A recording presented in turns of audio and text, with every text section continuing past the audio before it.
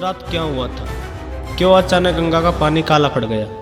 क्यों हजारों श्रद्धालुओं के पैरों के निशान जमुना नदी के किनारे से गायब हो गए?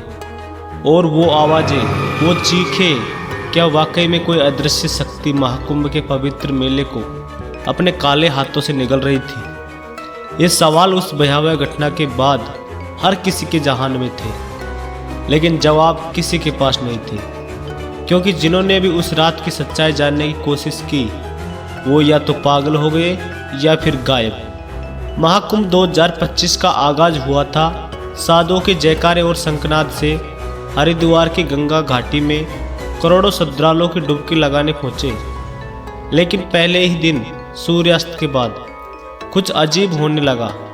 नदी का पानी, जो सदियों से पवित्र और निर्मल माना जाता था, अचानक गहरे काले रंग में बदल गया। लोगों ने सोचा शायद कहीं कोई प्रदूषण फैला हो, लेकिन जब नदी से सड़ान आने लगी और मछलियां मरी हुई तैरने लगी तो डर फैल गया। सभी के जहान में एक ही प्रश्न था, क्या यह प्रकृति का प्रकोप था या किसी अलौकिक शक्ति का संकेत? उसी रात पहली बार लापता होने की घटना हुई। एक बुजुर्ग साधु जो नदी किनारे धुनी रमाए बैठा था, अचानक गायब हो गया। उसकी धुनी की राख तक ठंडी नहीं पड़ी थी कि वो हवा में विलीन हो गया। लोगों ने देखा कि उसके बैठने की जगह पर काला धब्बा था, जैसे कोई छाया उसे निगल गई हो। अगले दिन स्थिति और भी भयानक हो गई। श्रद्धालुओं ने देखा कि नदी के किनारे की रेत पर कई पैरों के निशान बने थे, लेकिन वे नदी की ओर जाते हुए दिखते थे। वापसी के निशान कहीं नहीं थे, जैसे लोग नदी में उतरे और फिर कभी बाहर नहीं आए। रात को जब अखाड़ों में के साधु संध्या आरती कर रहे थे, तभी आसमान से एक विचित्र सी सिसकती हुई आवाज़ गुजरी। लोगों ने सोचा शायद हवा का कोई झोंका है, लेकिन आवाज़ें और तेज होती गई, कभी रोने की, कभी हंसने की, कभी चीखने की। किसी ने देखा कि नदी के ऊपर मंडराते बादलों में चेहरे उभरते रहे हैं। वो चेहरे जमीन की ओर देख मुस्कुरा रहे थे।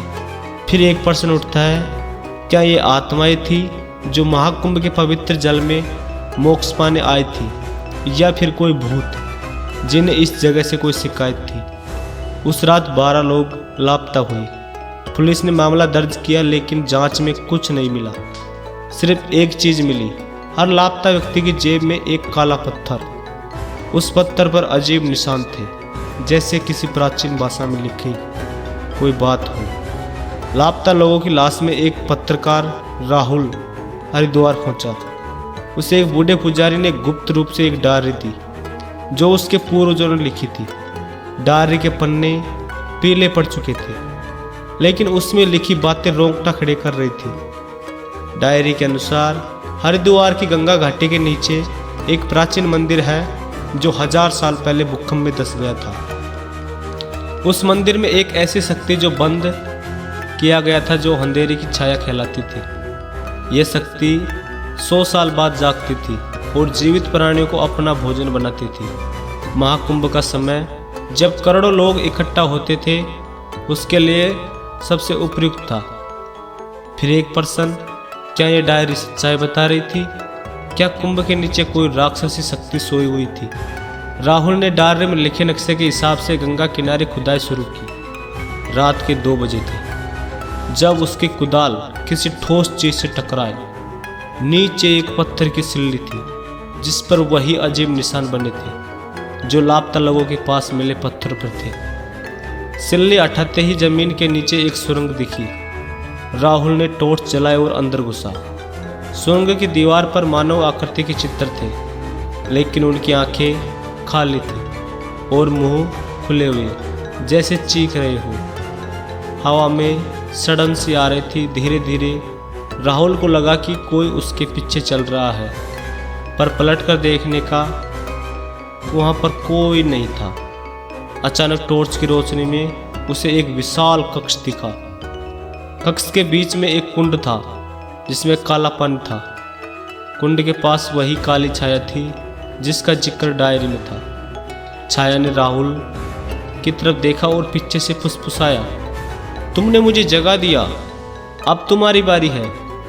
क्या यह छाया वही शक्ति थी जो लोगों को निगल रही थी? राहुल भागा, लेकिन सुरंग का द्वार बंद हो चुका था। पीछे से छाया का फैला हुआ साया उसकी ओर बढ़ रहा था। तभी उसकी नज़र कुंड के पास पड़े एक शिवलिंग पर पड़ी।